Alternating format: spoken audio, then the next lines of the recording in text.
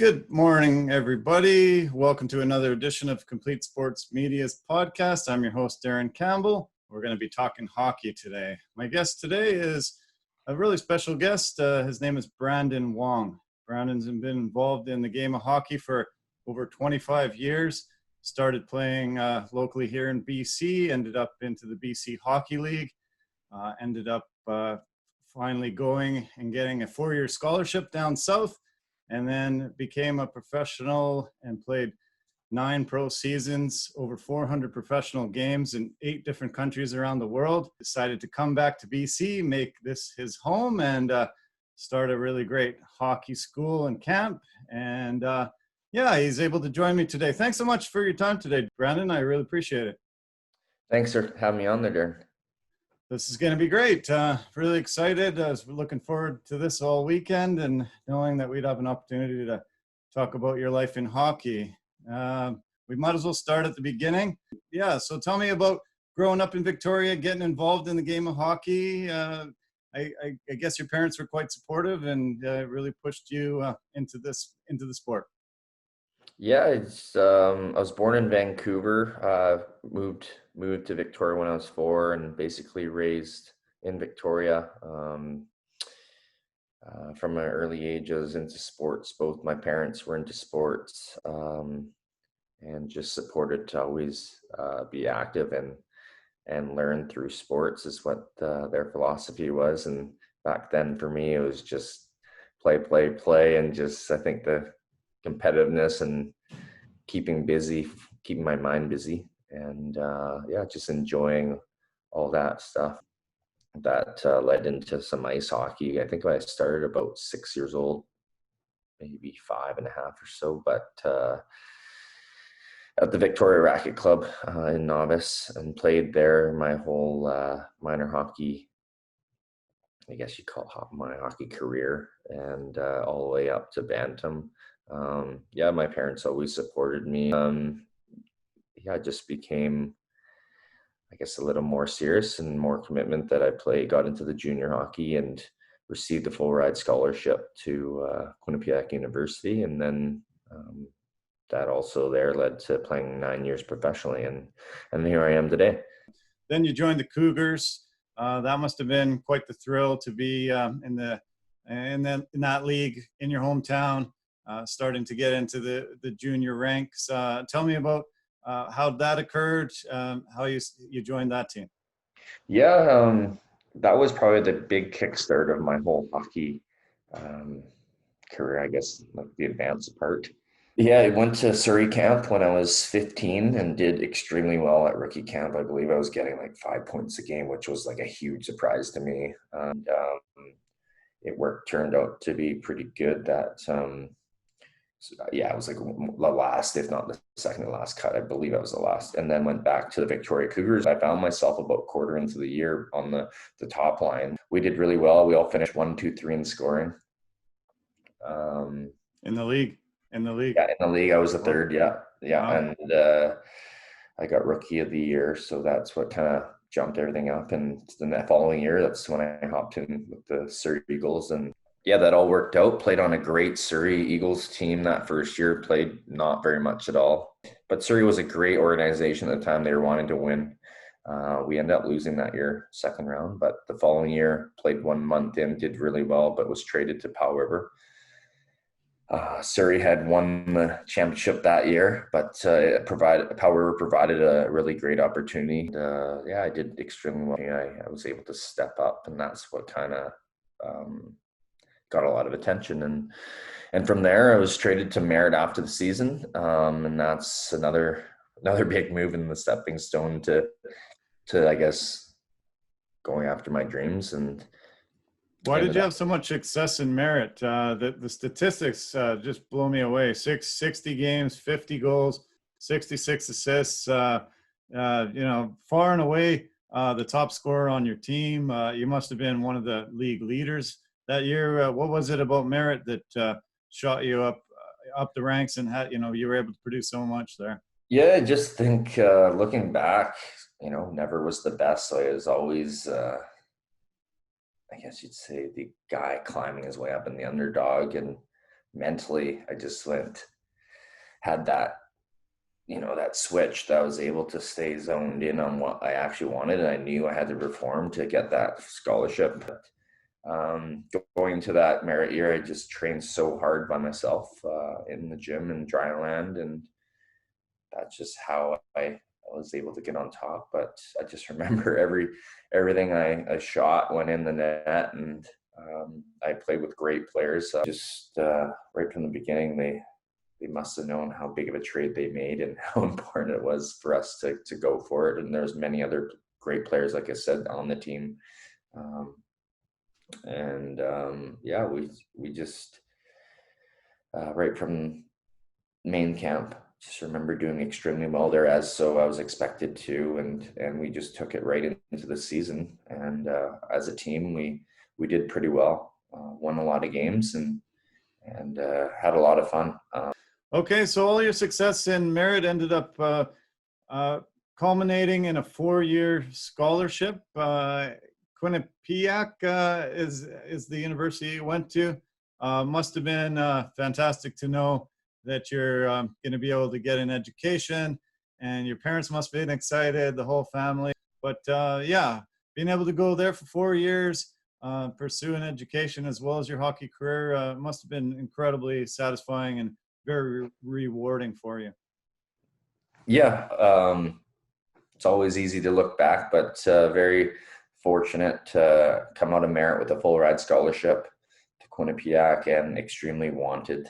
From there, yeah, it was just an awesome experience, one that I remember forever. That was probably the best time of my life so far, even more so than pro hockey, which at the time before, I wouldn't have thought. All I wanted to do was play pro hockey and make the NHL, but college hockey was the best. Tons and tons of experiences. Mostly though, obviously, with the friendships, so many people being in one school in one area, that you have a network of people that you know, but also friends that you can have some good times with. But school, highly recommend the NCAA route. You get more time to develop and to show your abilities, rather than going the tier one major junior way of you have to be good right away. And if not, it's quite a business to eat up in right away. But at the same time, I know a lot of those players get to go to school after as well. But it's just, from my perspective, is their dream ends a little earlier. Right. There are players that move on from school to get the AHL, NHL opportunity, but it's very low percentages. I think where college is, you get longer hockey lifespan, and yeah, there's a lot of guys that don't make it also, or don't get the opportunity, but there, I think, more so guys signing out of their third or fourth years onto NHL contracts and getting the opportunity. So, well, on your website, I see that there's 21 hockey organizations listed there as teams that you played for and represented. I know you went to Canucks rookie camp back in the day. Tell me about that experience, being a BC boy, being able to go and put the Canucks jersey on and play in that rookie camp. That must have been a big thrill.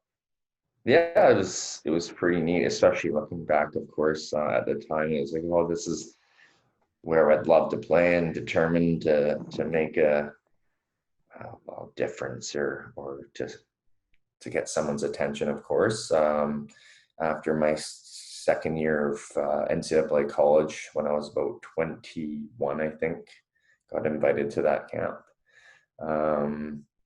Yeah, I remember receiving calls from a number of the different Canucks staff inviting to the camp, and yeah, it was, I guess at the time, it was like a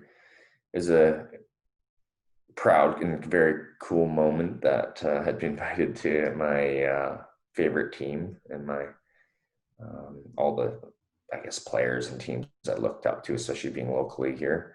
Yeah, I just went there for the week-long camp, and the big names there, I guess, these days was Corey Snyder and Michael Grabner. I think the first round draft pick that year was Patrick White during that time. And I actually had some buddies that were there with me. Taylor Ellington, Jordy Ben, Dan Gender, and also a guy that I played with was Jeff Conrad. So we all sort of knew each other during that time, which is pretty neat. That And must have been neat. Wow, that must have been so yeah, neat to be surrounded with players that you knew were high draft picks and moving up into the pro ranks obviously, and then buddies that you grew up with. and then I remember that year I had signed a AHL contract with Grand Rapids, and that was it was an awesome experience to play with many of the Detroit Red Wings prospects that had moved up the year after I was there. Guys like Brad May, who was the mentor there, um, uh, Justin Ablocator, Thomas Tatar, Jakob Kindle, who was my roommate, and another handful of excellent players that went over to play in the elite leagues from their countries. And from there, it was just a great experience there, being there for a few weeks before returning back to school to graduate. And then the following year after that, I signed with the Hartford Wolfpack in the AHL, which was the New York Rangers farm team. And a lot of guys there had played there for basically a couple of months, with Wade Redden being a big name that was down from the NHL. He was on a huge contract, making $6.5 million, but he was a great mentor to have around the dressing room. And Matt Zuccarello, Dale Weiss, I remember a couple other guys, Devin Didometti, Justin Soriel. Trying to think, Cam Dalbott was also there. And lots of learning for sure in the first couple of years of pro, and how things go. It's much different than college hockey, even based on the culture. I guess everyone is there for themselves in a way, and wanting that next spot. And especially in the AHL, everyone wants that outlet. There's so few spots in the NHL to grab, and you gotta get others' attentions and play hard. And from there, was played basically 2.5, 3 seasons with Greenville Road Warriors in the East Coast, and spent a lot of time there. Just trying to get better and improve and round out the pro game, and also perform to build the resume out. Yeah, that's fantastic. Then you had an opportunity to go over to Europe and play in Sweden and Denmark in that first season. How great was it to play in Sweden? Yeah, it was a different experience. It was good. Again, met quite a bit of people, and had some good teammates. It was definitely eye-opening life experience for sure. I was the only import there, so for the most part, the only guy speaking English. They could speak English, but obviously not being their native language. It was just a big eye-opening experience. Did really, really well early on. And from there, we had a really good team. They were trying to get promoted to the second league, which we failed to do. But from there, I had made the switch up to the Danish league. I think for the last six weeks, I believe, of that year. Nice. Yeah, that's fantastic. And then a return back to the East Coast Hockey League for a little while. Jumped around to a few teams in there, and continued your pro career here back in North America. Tell me about some of those teams, some of the things that you can remember about that experience. Yeah, as I went back there, basically, I was invited to the Ottawa Senators training camp after had signing a two-way with their AHL Binghamton and their ECHL Evansville. It was much different experience after coming back from Europe. Just played on many different teams after that. I guess some people see that as a negative, which yeah, you don't want to be bouncing around teams, but it just allowed me to I guess now what I'm doing today is network with not only all the teammates and more I guess opponents, but also was able to meet a lot of people, especially I guess you'd say management, to do what I am doing today, and a lot of trades, a lot of moving, and then another few years in Europe. Yeah, back there. Did it feel adventurous? Did you feel nomadic? Was it hard? Moving so many times, so many different places. How were you feeling as it was occurring? Yeah, it was. I guess it was tough at times, but I did feel. Yeah, I guess it felt adventurous. Definitely something as I stopped playing here, I'll miss. Going from city to city, especially recently being in Russia and playing in China. Going from city to city every night, tons of travel. Some days I remember we were traveling for like 18 hours, plane and bus, and just going from one place to the other place. And you really get a feel of how big Russia is as a country, traveling from one end to the other end. And yeah, just a lot of time with the teammates and guys. I didn't mind at all. We definitely found ourselves jet lagged and tired, but I don't know. I just think on that end, I was able to keep a positive mindset of like, this is awesome. Just kind of how we'll never get to do this type of thing ever again, where travel is paid for and you're just going from place to place, just like this. I mean, in the East AHL and East Coast, you're for the most part just staying in the US. And in Canada, you're basically staying in your pocket region where you're playing. Sometimes you make the trip out to West or mid, I guess, into the Midwest. But there is like we're going all over, and yeah, I don't think you'll ever get to do that again unless you have it comes with your job, I guess. Were your parents quite excited when they heard that you had signed in China and you were going to be able to go back there and play? Yeah, sure. I guess I think they're just always big on the opportunities, life experiences ever since I was young. Um, that, and I'm sure my grandma was excited to hear that I was going to China. I had not played in China. Sorry, never had been to China until I played there. So that, like I said, a paid trip through hockey to China and to Russia is couldn't ask for that. Things get expensive, especially on the lodging end too, right? But did a lot of traveling through there and saw some cool places. I would love to go back at some point. Must have been incredible, yeah, to get paid to travel and get to play and get to experience all these different cultures and different cities. Must have been amazing. So you played in the KHL for a couple of seasons. Are you done? Are you retired? Have you decided you're hanging up the jersey, the skates, and it's done, or would you pursue opportunities if they arose again? Yeah, I'm not sure. Most likely, I'll be done, finished playing.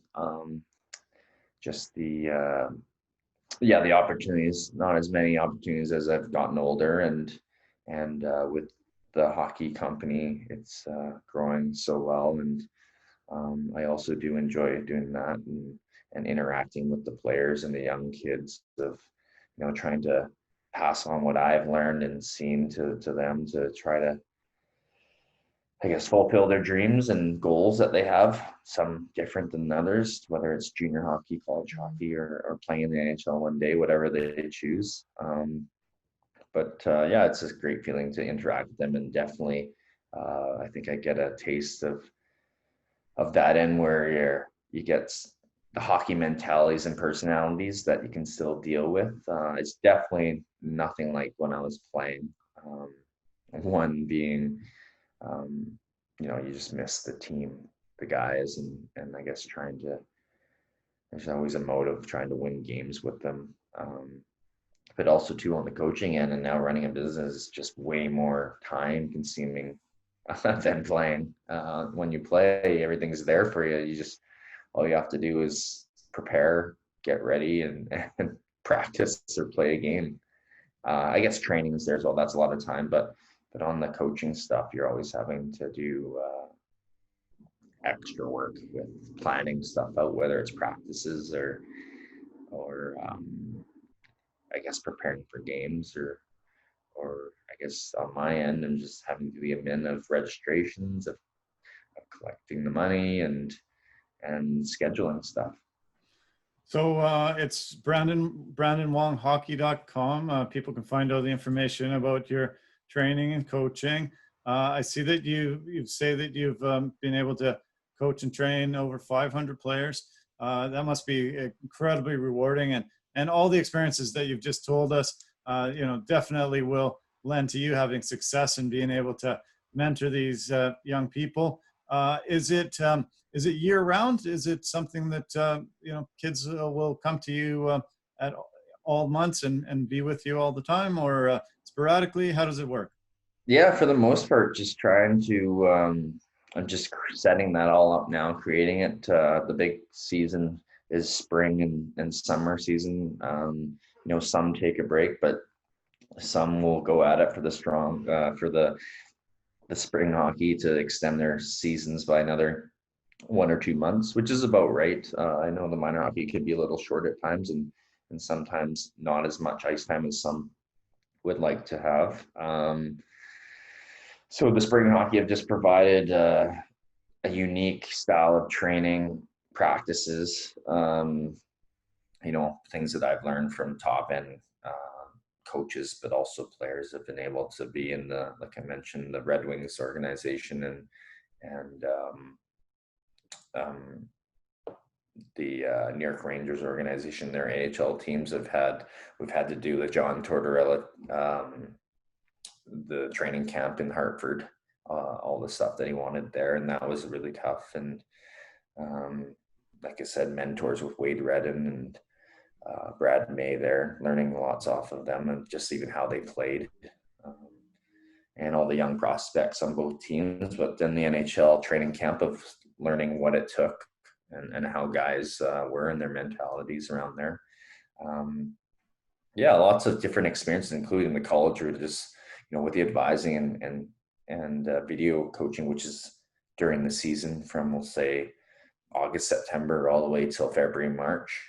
That happens. So I guess you could call that long, all year round, sorry. And even while I was playing the past couple of years, I was doing the video coaching. So that was pretty neat to do.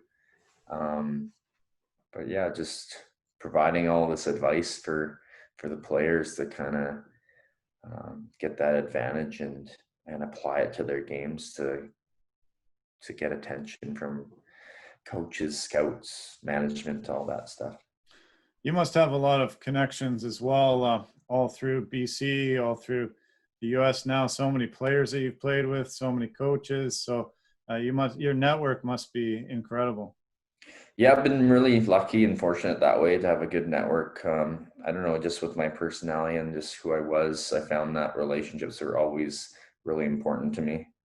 Probably at times I was I guess, known as just the nice guy, but trying not to burn any bridges there. And I've been able to have friends from everywhere that it's just about just respecting them. It's not that I was like really close with them, but respecting them and mutual connections and friends, that type of thing. And on the hockey end, as I mentioned, I had Mike Keenan in China for a couple months there. That was a big eye-opening experience with him and how he coached, but also interacting with him quite a bit. And then also being in those organizations, Jim Nill, who's the Dallas Stars GM now, he was our GM in Grand Rapids, talking with him, meeting. We had Jim Schoenfeld as our GM in Hartford, who was the assistant at the time in the Rangers, and our owner in Greenville. He's also one of my references, Neil Smith. He's also won a cup with the '94 Rangers. He was the GM at that time. He was the Devils' old head coach as well. So big hockey names there. And Yeah, just all these, I think these junior and college coaches I played against, or they're all around, I guess, my generation, some a little being a little bit older, and then also some coaches are from back when I used to play that are still around. So that's pretty cool. And um, yeah, I just think with the credibility and performance and experiences that I had back then, that um, I think I'm able to, have that respect of what it takes for players to play at those levels. Well, this was a pleasure. I really enjoyed my time with you today. It was really nice to look into your life and talk to somebody that's been involved in hockey this much. I'm so excited for you and your next chapter. Brandon Wong Hockey is going to be super successful, and it'll be so nice to be able to mentor kids, coach them, train them, give them the ability to have a life like you've had through the game of hockey. It's going to be incredibly satisfying, I'm sure. Yeah, no, thank you very much. Appreciate you having me on and talking hockey and some advice and stories that I've been able to live through. And yeah, hopefully all the kids are ready to go for this season, and good luck to them. And yeah, we'll be following along. Sounds great. Okay, well, yeah, thanks for joining me. I appreciate your time, and yeah, I look forward to the next time we get an opportunity to talk. Okay, thanks, Darren. Okay, thank you. Take care of yourself.